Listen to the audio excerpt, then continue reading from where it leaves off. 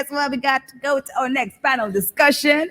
It is time to invite I love this one. Can I tell you?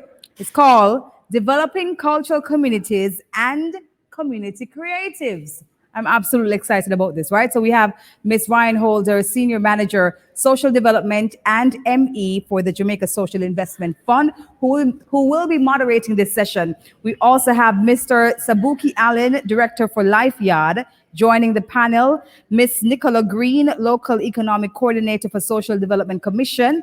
We have Miss Charmaine Brim, Technical Specialist at PIOJ Community Renewal Program. And we have Mr. Joshua Chamberlain, General Manager at the Alpha Boys School Radio. So let me tell you some more about our moderator. She has a BA, Bachelor's in Social Anthropology and International Development from Trent University and a Master's in Heritage Studies from UWI. She is a development professional with over 20 years in social research, project and program management and monitoring and evaluation in the human rights, youth and child development, disaster risk reduction, gender security, and livelihoods of the sectors. And she's about to moderate this amazing session. And so over to you, Miss Holder. Hello, good afternoon, everyone. Thank you so much for joining us. And Debbie, thank you for that introduction. My name is Ryan Holder, as you heard, and I will be your moderator this afternoon in this session about developing cultural communities and community creatives. Now, as you know, in Kingston, we have been designated since 2015 a UNESCO Cultural City of Music, and we have been very active as a nation and as a city in a multiplicity of community as well as creative endeavors. And for persons who are just joining us, you would recognize that creative endeavors are not only the performing arts and visual literary arts, but in recent times, we've gotten into the film and broadcasting, we've gotten into social media content creation, and spanning the gamut from the cutting edge new technology, we also are still involved in the traditional heritage activities, which are both in terms of our traditional spaces and places, as well as our practices. So as you can see, the heritage, culture, and creative industries span a huge sector of our economic activities. And yet, this area is not generally considered when we think of what our economic and social economic development entails. And so this afternoon, our panel is going to be looking at how we bring this intersection of the creative industries and community and social and economic development and cultural development, and looking at how we bring these things together and really look at how we are focusing on achieving Jamaica's national development goals, as well as contributing to the UN Sustainable Development Goals as well. So without further ado, I will ask our panelists to introduce themselves and just briefly state what they and their organizations are doing towards the support and development of the creative sector, and very importantly, of the communities, specifically those in downtown Kingston, as well as nationally. And just to say that our panelists really span the gamut. We have community representatives, and as well as government of Jamaica entities, and a representative from the private sector. So we look forward to a really exciting panel discussion, bringing in a multiplicity of experiences. And we look forward as well to your questions if you wish to put any in the chat. So moving right ahead into the panel, I'm going to ask Charmaine Brim to start. She is our representative from the Planning Institute of Jamaica. And Charmaine, over to you. No. Charmaine, I'm afraid we're not hearing you. Oh, wow. Yes, we're hearing you now. Okay, great. All right, good afternoon, everyone. Thanks so much for having me. So I am Charmaine Brim, where I work as a technical specialist focusing on socioeconomic development with the Planning Institute of Jamaica. And the PIOJ is the agency of government that leads the process of policy formulation on economic, social, and environmental issues, as well as external cooperation management. Now, one of the programs within the PIOJ is the Community Renewal Program, which is a multi level integrated program that provides a platform for coordinating and enhancing delivery of services in 100 of the most volatile and vulnerable communities across 5 parishes, which are Kingston, St. Andrew, St. Catherine, Clarendon, and St. James. We advance coordination through an interagency network, and we do so with a focus on 6 pillars that we deem, based on research, to be critical to achieving community renewal. These have to do with socioeconomic development, youth development, social transformation, physical transformation, governance, as well as safety and justice. We also seek to advance partnerships, harmonization of efforts. We advance research. We identify best practices. We also are very keen on monitoring and evaluation. Now, in terms of support, at the macro level, for instance, the creative industries is recognized as a critical one in the national development process. And so the creative industries is actually embedded within the Vision 2030 National Development Plan as a sector that is critical to contributing to achievement of 2 particular goals. Goal number 1, which speaks to Jamaicans being empowered to achieve their fullest potential, as well as goal number 3, which speaks to Jamaica's economy being prosperous. Now, in terms of support from government at the macro level, there are some particular selected sector strategies that are being advanced. 3 of these are: one that is seeking to increase opportunities and financing for products and services in the creative industries, the establishment of processes that will encourage formalization of creative enterprises, as well as developing policy, legal, and institutional frameworks that will facilitate and encourage the development of the sector. At a programmatic level, and this is where it impacts community, the Community Renewal Program has been providing support by facilitating partnerships with both state, non-state, as well as our international development actors. Currently, the Community Renewal Program have partnered with Kingston Creatives, and one of the things that we were able to do is to broker a relationship or with the IDB to mobilize resources to support Kingston Creatives Creator project, part of which one of these activities actually emerging from that partnership with the IDB. We're also providing technical support to Kingston Creatives, and in fact, we are undertaking a mapping exercise of the creatives as well as creative assets in 19 of the communities downtown. We have also anchored the work of the Kingston Creative within our monitoring and evaluation framework, because we think it is important that we are able to measure and to report on the value of the creative sector to achieving community renewal within these particular communities. And lastly, I will say from one of our advocacy area from a policy standpoint is also to have advocate and to continue to drive for the development of legislation in one of the sectors to which creatives are also recognized, which is the social enterprise sector.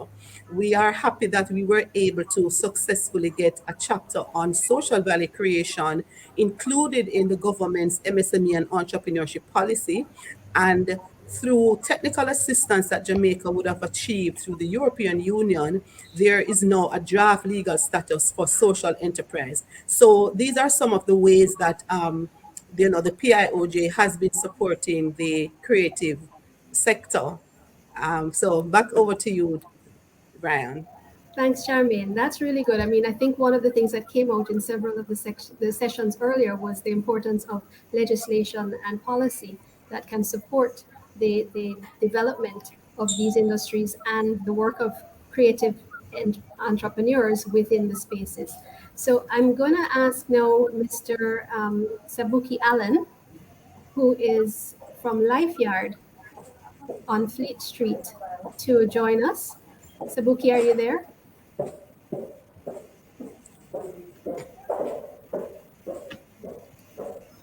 Okay, we seem to be having some technical difficulties. And so I'm going to move to Nicola Green. Nicola, are you there with Yes, us? Yes, yes, I Nicola am from the here. Social Development Commission. So we heard just now from Charmaine, which is one of the other government entities that is working on this issue. And now we know that the Social Development Commission is the government entity that is tasked with community-based development in the communities, working with our communities, building capacity. And so if you could just tell us a bit about what SDC has been doing to build this sector. Okay. Thank you, Ryan. So the Social Development Commission is a principal community organization that works with Jamaica's 775 communities. And we are positioned in the Ministry of Local Government and Community Development. Our mandate is to promote and to control schemes for and to do any act or thing which may directly or indirectly serve the advancement of sports, social, cultural, economic development for the people of Jamaica and workers in particular. And we do this through the implementation of 7 programs. The first is the Strengthening the Participatory Governance Framework Program, which seeks to increase people participation in local governance by establishing and building the capacity of community organizations to participate in decision making at all levels. The Community Research and Database Program is a program which produces and updates data and information that is needed for local and national planning. The next program is the Priority Planning and Project Development Program, a systematic process that used to engage communities in determining and defining immediate, short, and long-term priority issues and remedial activity. The Parish Interagency Network Program seeks to improve the quality of service delivered to residents through effective and efficient collaboration among service providers, namely ministries, departments, agencies, and the various private sector organizations in Jamaica. The Sports for Community Development Program, I am sure that most of us would have heard about SDC's T20 cricket competition. Yes. So SDC uses community sports as a mechanism to capture the attention of various groups at the community level, resulting in bringing them together for collaborative community development efforts. The Local Economic Development Support Program, the reason I am sitting on this panel today, this program assists with the development of interventions aimed at bolstering viable economic enterprise and the shaping of a culture of productivity that will result in growth at the community level. And the final program is the Community Incentives and Grants Program. And it is a dedicated source of monies that seek to improve the operations of structures, again, CSOs and community microbusinesses, through capacity building and the facilitation of partnerships.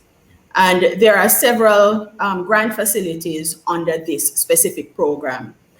And for myself, I am the Local Economic Development Coordinator for the parish of Kingston and St. Andrew. Every parish has an officer like me assigned to it. And what I do primarily is to assist with any economic development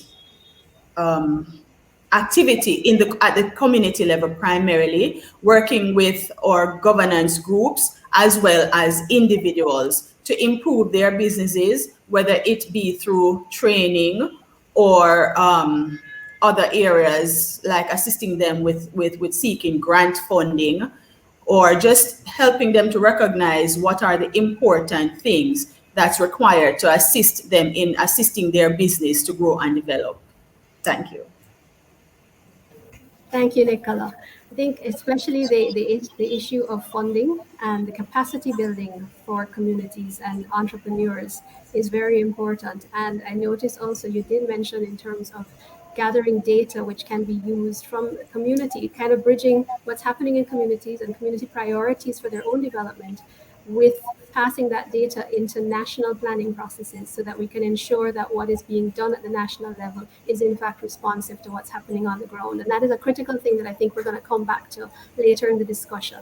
I'm going to ask now Joshua Chamberlain if you could speak from the Alpha experience, which is a community-based or works within communities towards building music and other life skills within the spaces. Josh, over to you. Thank you very much, and thanks for having me. Um, I have spent a number of years working for the Sisters of Mercy of Jamaica, first at the Alpha Boys School, and more recently, the Alpha Institute, and now this year, I'm glad to say, the Alpha School of Music, which is Jamaica's only tertiary program focused on ensemble music performance. At Alpha, I have helped with development and social enterprise primarily based around music training and music performance. And Alpha Boys School Radio, which is a streaming radio station, is one example of that. It provides an opportunity for development, an opportunity for training, and an opportunity for performance. Um, I've also spent a number of years studying sound system culture, which is perhaps another example of culture and development that is also very active uh, downtown across Jamaica, but definitely in communities of need. And I think that both sound system culture and Alpha would have an impact on the conversation today. They may seem very different. One is a very formal organization, one is an informal organization. So they are at different points on the spectrum of culture and development. But they also have done a great job of engaging, particularly young people, at risk youth in particular, in a culture of development. Um, and they both are involved formally or informally in training, job development, skills transfer, and communications. So in the conversation today, I'll be thinking about sound system culture and the work that Alpha does. Um, and tourism is a part of both of them as well, which I think is something to think about for both Alpha and sound systems. So I'm looking forward to discussion and talking about them today. Okay, great. And so we're going to go now to Nora Blake from the Jamaica Social Stock Exchange. Hello, Ryan. Good afternoon, everyone. Thank you for having us on the panel this afternoon. It's a pleasure to share on what we think is the most exciting initiative so far in the social sector. And by extension, we think the creatives who form, oftentimes we have seen there's an overlap, a large part of what's happening in the social sphere. So our initiative, the Jamaica Social Stock Exchange, is the newest subsidiary of the Jamaica Stock Exchange, which I suspect most people in Jamaica have heard of the Jamaica Stock Exchange, based on the brand recognition is high, based on the success that we've had. You know, we have been ranked number one performing stock exchange in the whole wide world twice in recent times, and so on. But the stock exchange has had a vision for a long time to be more than a facility or a vehicle for the private sector. There's always been an interest to be holistic.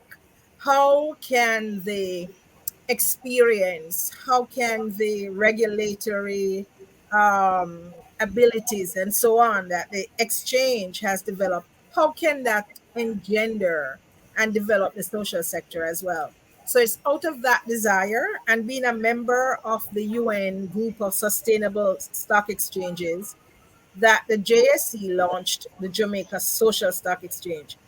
Basic lesson: the stock exchange exists to facilitate resources into the companies, private sector companies that seek resources to expand and grow their businesses. Okay.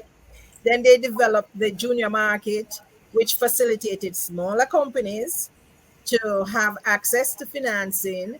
And prior to doing that, they did some a great measure of capacity building to enable those smaller companies to play on the to participate, not play, to participate in the market. Well, the very same formula or template has been rolled out for the social sector, in that we are seeking to facilitate um, resources to flow to the social sector to see a growth in that sector. And when we say a growth in the social sector, our ultimate goal is to see the growth from the social sector impacting on GDP. Yeah. And this is where the acumen of the stock exchange comes in, because we're now talking about creating a space where social businesses can actually trade equity and so are able to expand and grow their businesses. So that's a basic background on the concept of the social stock exchange. What I would like to go on further to say is that the entities that we're seeking to facilitate, which encompasses quite a number of creatives, find themselves in the MSME sector. And the MSME sector will include the businesses that we are focusing on, which are social businesses, right? They are focused on a mission in the social sector, but they are going to operate in such a way as to generate a surplus or profit. But what a lot of the MSME sector seem to lack, or come, it has been identified through research. There's a lot of informality. There's a lot of weak management and technical capability. Right. Um, Nora, I'm going to stop you on that thought if you don't mind, because that's something we're going to come back to and get okay. into some of the things that people are dealing with in the space and how we're actually overcoming that, the kind of best practices that we're looking at. So thank you for that. I think you made an excellent point in terms of the way that we're looking at bringing out the value and the equity in the spaces, the kinds of things that we're doing, and how we can look at investment and not just grants and that sort of thing, and actually help to Correct. build and grow that economy. You mentioned social enterprise, and we're now joined by Sabuki Allen. So I'm going to ask Sabuki to join in, and if you could just briefly tell us, Sabuki, what your organization is doing regarding the developing cultural communities and community creatives in downtown Kingston. Oh, good day, everyone. Hope Hello. everyone is doing fine. Hope everyone who is a part of this is, well inclined and taking notes, as well as, looking forward to better solutions as we go forward. But primarily, what we do at Lifeyard is, and what we are, is a social enterprise, first of its kind in quote unquote such underlying communities or community at-risk communities, as the actual heading states. So we provide more of skill set training, as well as creating employment and empowering the youths and our community members through social interaction and social activity, increasing through entrepreneurial involvement and developing entrepreneurial skills.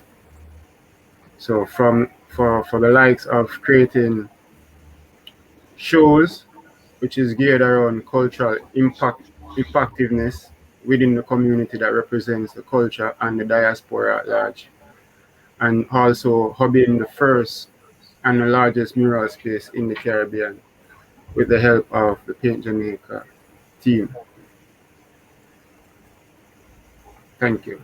Okay, thank you, Sabuki. I think one of the important things is that, coming out of the Lifeyard experience, there have been so many avenues for people to actually participate and join what's been going on. You mentioned the Fleet Street with the murals that were painted. And we know that with Kingston Creative, we've been doing painting of murals again in other parts of the city, Water Lane being one of them. And I just wanted to ask you and Joshua if you could speak a bit towards, when these initiatives take place, what are some of the benefits? What are some of the spin-offs for the communities? Well, first and foremost, as we spoke about this recently, is first of engaging community members within the community, as well as engaging community members with outside communities. So that is a primary instinct. Secondary is actually securing the safety of both the internal community members as well as the outsiders, creating that euphoric or utopia feeling within the community and other community organization like ourselves. So with the actual help of the Pain Jamaica team and Lifeyard, we ultimately recreating um, figures of employment, decreasing of criminal activity within the community, more representation of our community overseas and locally, I mean, through sports, arts, and the actual culture itself. So, as well as bringing in the actual entertainment side of Jamaica, the more savvy business leaders, if I can mention the Grace and the Nestle, who have also impacted our community and be a part of our project. Likewise, Digital Foundation, just to name a few. Right. I think I remember, seeing and hearing a lot about having, fashion shoots and videos, music videos, and those kinds of things coming into the space afterwards, and being a way, as you mentioned, of bringing people together, people from downtown, outside of downtown, round town, outer town, everywhere. Persons were coming together where perhaps before that wasn't happening, and that was a really big element Definitely. of what was going on. And so I don't know if Joshua, you can speak to any of that based on the Alpha experience as well. I can. I think that there's really a broad, untapped potential when it comes to music, culture, and creative arts. That with some regularization, additional training, business development, some networking, could really make a big difference for individuals and institutions. And so when I think of regularization, training, and all of that on the individual level as well as the institutional level, because institutions have to grow as the community grows. One example is that a couple of years ago, before the Alpha School of Music was created,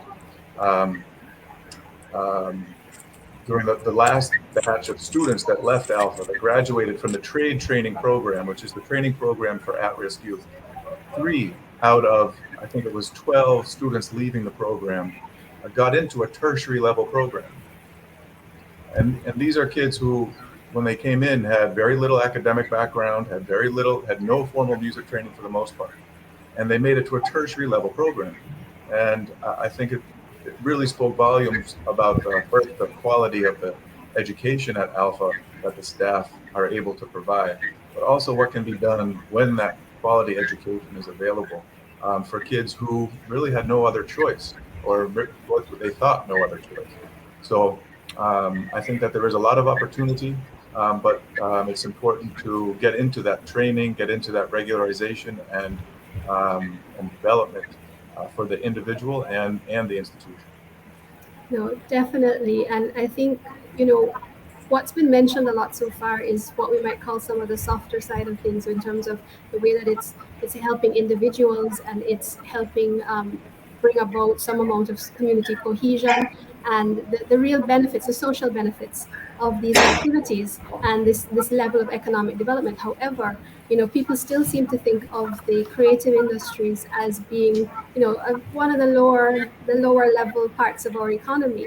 But the JBDC and the British Council had done a survey last year and published this year, they mapping the creative industries, and some of the information that they provided showed that the community, the creative and cultural industries contribute 5.2% of Jamaica's GDP, with revenues of 2.2 billion annually, right? 3% of our total population, our total employment figures. And the music industry is the most developed in the Caribbean.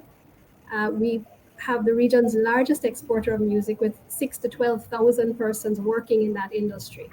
And the film industry in 2018 had investments of $762 million, approximately 1,600 temporary jobs. So these are pretty significant. and we can see why there is the need for more of this data to come out, to really emphasize the kind of benefits that are happening in the space, and that we can quantify the kinds of things that you are seeing in the communities where you're seeing the spin-offs, you're seeing the jobs that are being created and the benefits that are happening. Now, Nora had started to talk a bit about some of the challenges associated with trying to grow the sector, right? Josh, you mentioned training. Nora, you started to talk about that as well. And I know that Nicola with SDC, some of the work that you are doing is looking at building that capacity. So perhaps I'll start with Nicola. If you could just speak briefly about the capacity building that's happening, what you're seeing in the local economic development field or program, and then we can take it from there. Okay, thanks again, Ryan. So in our program, we have several local businesses that we work with, and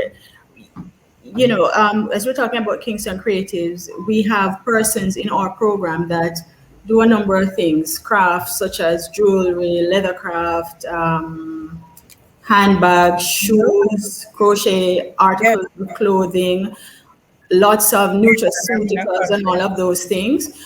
And what we do to assist them is, first of all, we go in and we do an assessment of the business to see where they are at and what it is that they need. And once we make that determination, then we develop a plan of work for that business. And then we systematically take them through a series of training to equip them with all the different skills that they are lacking. So that is what we do for capacity building. So we may train them in areas such as marketing to assist them, because a lot of them, they make these wonderful products, but they don't know how to sell them effectively. So we assist them with understanding marketing, show them how to use the different social media platforms. We also get them engaged in different forums such as fairs or other expositions where they can go and sell, but more importantly, develop network for, with a hope that persons will see them and want to continue a relationship with them. And as a result of this, we have several of them who are now able to sell nationally, and some of them are also exporting. So that's one area that we will train them in. One of the other major area is project proposal development, where we assist them to write project proposals and to submit to various funding agencies. We also, just about any area in business, we really, as I said, from the assessment that we do with them, we will determine what it is that is lacking. So if they are not yet a registered business, that is something that goes on the work plan for them. Anything at all that you can think of, anything that would help a business to grow and develop and hopefully improve in such a way that they can also take on other persons for employment, that is what we do. Okay, thank you. And Nora, if there is anything that you would like to add on that? Well, let me say that we are definitely very big on capacity building as well on the stock exchange, because the experience that we had at the stock exchange for the junior market, the smaller companies, was that it could not, and it was a mistake to take for granted that all the necessary skills for a company that could qualify to be listed on the market were in place. And so that was part of what made the junior market successful. There was that whole capacity building to ensure that all their systems, their governance structures were in place, their management structures, their marketing, project management, technical capacity were in place. And so we're doing a similar thing on the social exchange to prepare the social businesses that we are hoping to have listed on the platform that we have prepared. Okay. This platform that we have prepared, we have been working very hard with Charmaine at the PIOJ and through the Ministry of Industry, Investment and Commerce for the legislation to enable us to open that platform, Okay. right? So, So, okay, so that is something a big, and when that comes on board, that will be a significant boost to persons working in these industries in terms of their ability to access investment. that's the point, because you Okay, do need to, excellent. that's our mission, to be that medium that Right. allows for fair, efficient, transparent transfer of funds, equity Okay, into great. social businesses. Okay, and I'm gonna now turn back to Josh and Sabuki, because you know when we're speaking about this, what is it for persons in the community space? What are some of the best practices? What are some of the best ways of engaging, and how, in terms of what you have seen as the real ways to reach the community creatives and build these cultural communities? I guess if from a briefly, I'll mention relationships and partnerships, building as many partnerships as possible, creating your own communities, recognizing your community, and really walking the streets. We don't have the opportunity to do that anymore as like we used to, but building a community and stepping outside of your own community. Also planning, which creates spaces for others to get involved and to participate. I'd say be bold, go big, and then settle. And then if you have to settle for something, settle for something. But being bold doesn't, or being big doesn't have to be a big step. Sometimes it's just a big different. It's a big different way of doing things. Sometimes that can just create the kind of energy that gets people involved. And communications. I think these days communications is becoming more and more and more critical. From thinking of Alpha, which has 140 years of experience, it's still very difficult to get the word out about what is happening because there's so much going on in people's lives in so many different ways that they consume information.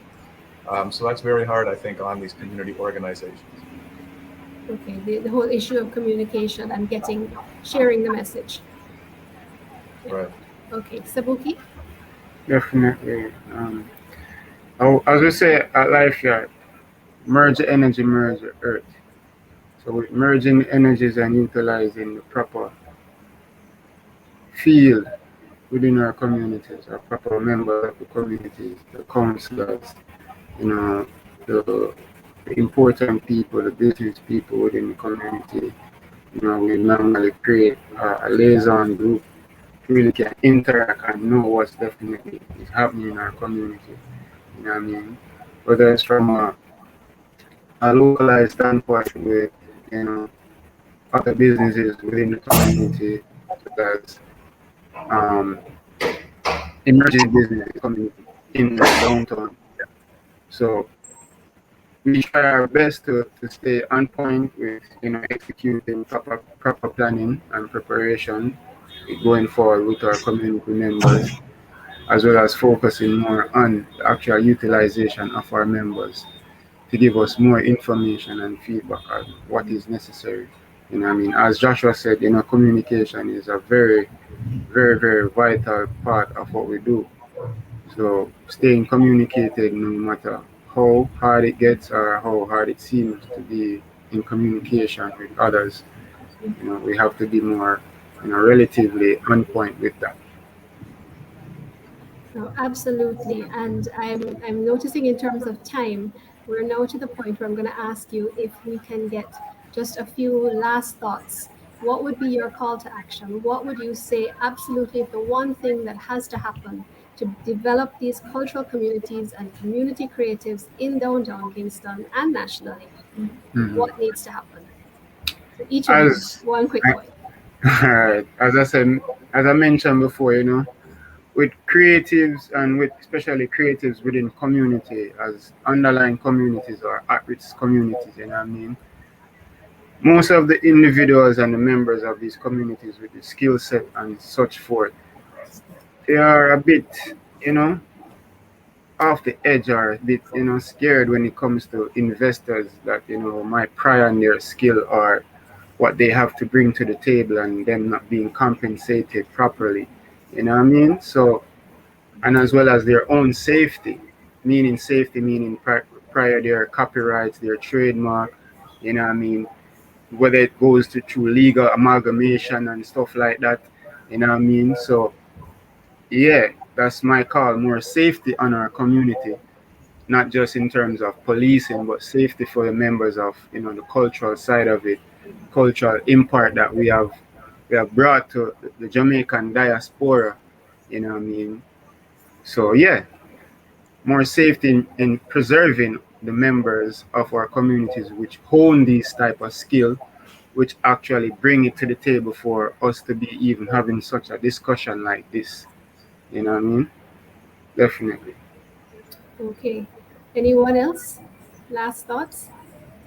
If I may, Ryan, I would like to share this thought with our social sector organizations. And it is this, like, a lot of good work is being done because they're driven, even in the creatives, to it's a social mission that is driving them to help improve the lives of the people, to improve the community. I would like to drive those entities to think entrepreneurship, to think business as well.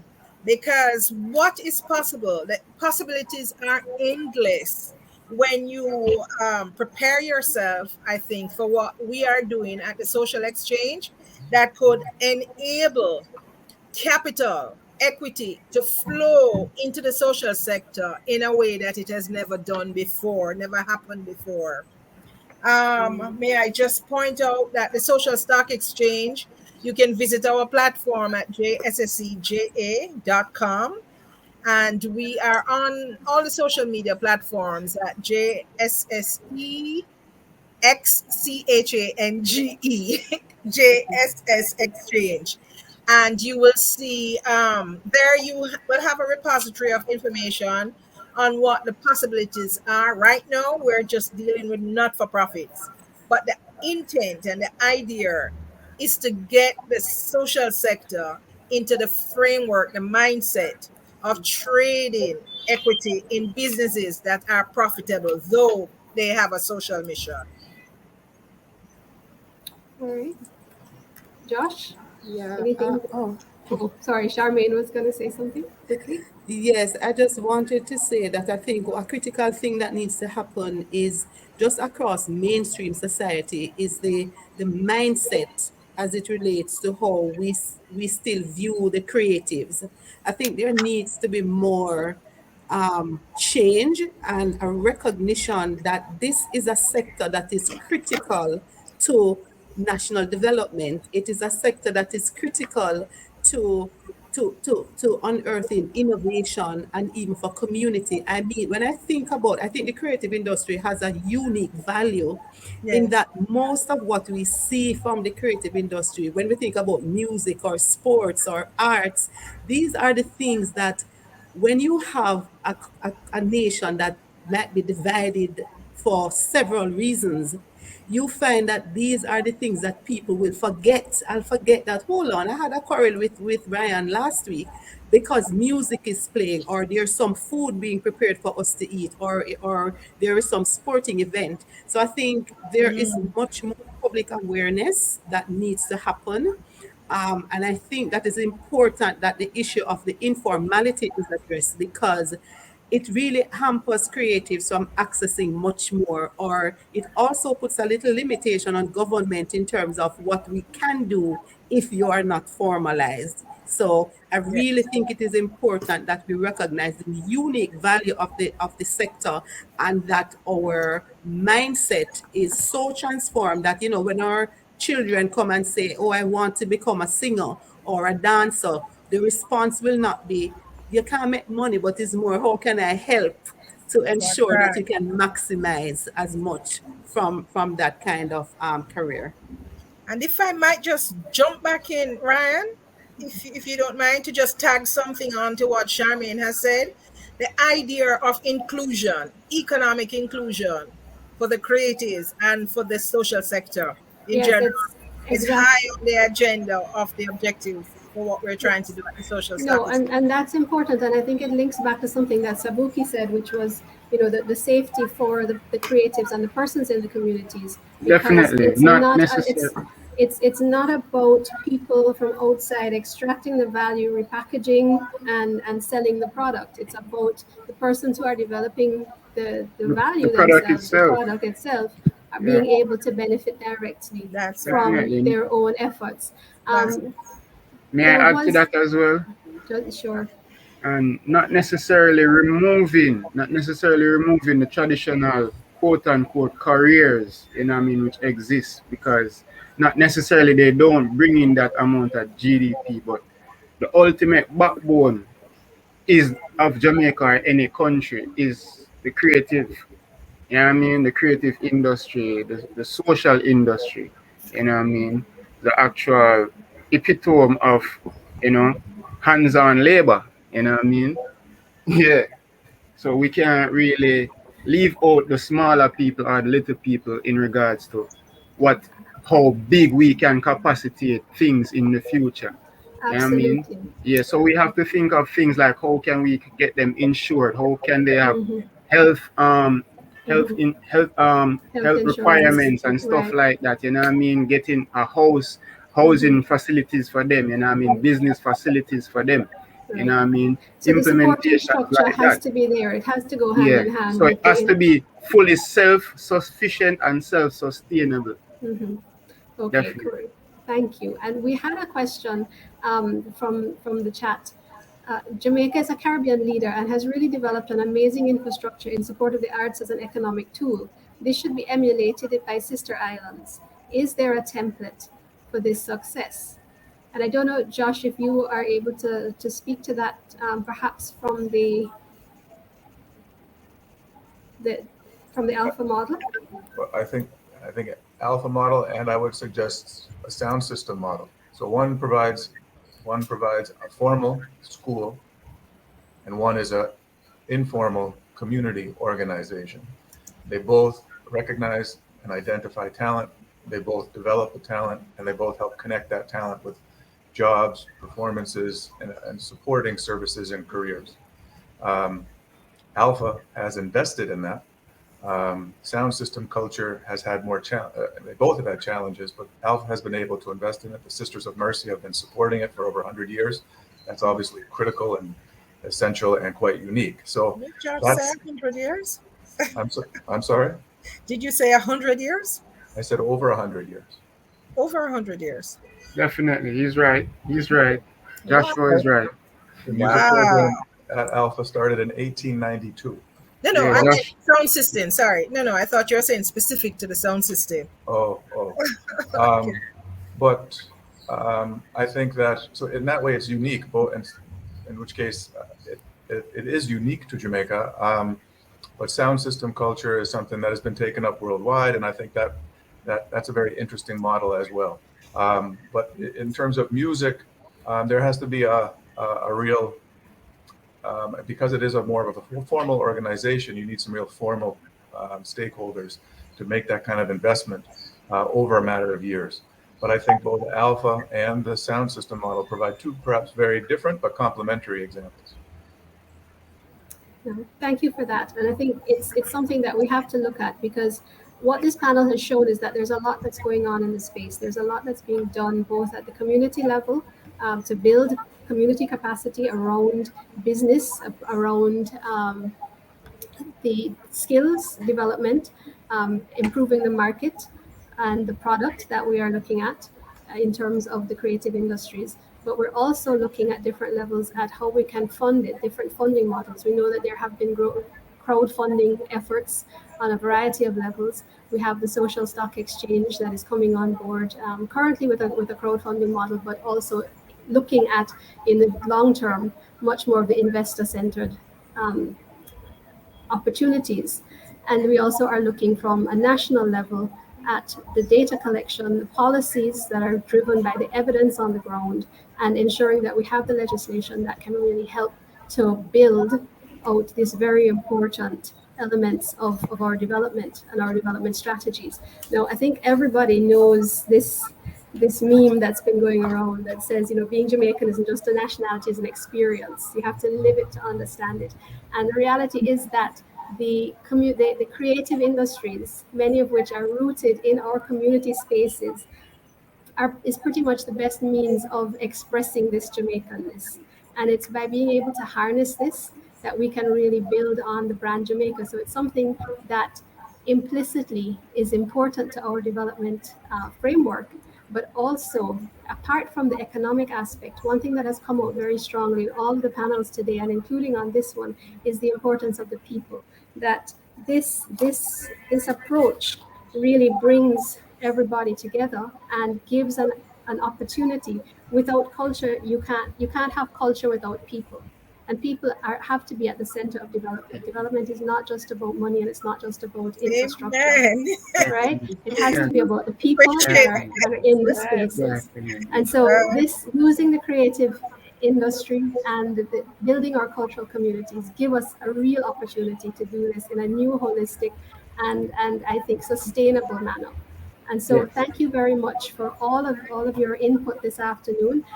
All of you are on social media, I believe, and so I would just ask persons to please link with Alpha, with Lifeyard, the Social Stock Exchange, the Social Development Commission, and the PIOJ Community Renewal Program. You can find out all of the exciting things that are happening there, and we thank you so much for joining us. Thank you so much, Ms. Holder. Absolutely rich discussion there. We're talking about developing cultural communities and community creatives. Thank you so much to the panelists, Mr. Sabuki Allen, Director of Lifeyard, Ms. Nicola Green, Local Economic Coordinator for Social Development Commission, Ms. Charmaine Brim, Technical Specialist at PIOJ, Community Renewal Program, Mr. or Dr. Ra. Let me just make sure I get Joshua's title correctly because he worked hard for it. Dr. Joshua Chamberlain, General Manager of the Alpha Boys School Radio, and Miss Nora Blake, Project Coordinator for the Jamaica Social Stock Exchange. Thank you, panelists, and thank you as well to our moderator for leading that discussion. And from one great discussion into the next, we are on to our next fireside chat, and I'm very happy to have with me Kevin Jackson, animator and filmmaker,